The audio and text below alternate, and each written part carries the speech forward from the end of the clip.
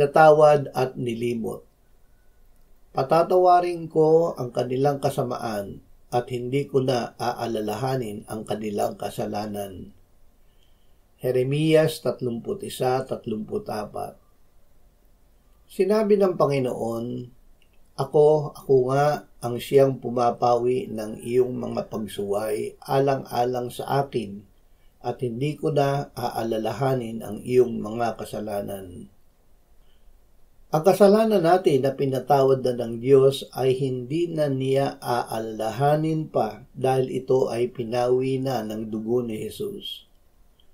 Hindi na inaalala ng Diyos ang ating kasalanan dahil siya mismo ang gumawa na tayo ay maging kanyang katuwiran sa pamamagitan ni Jesus.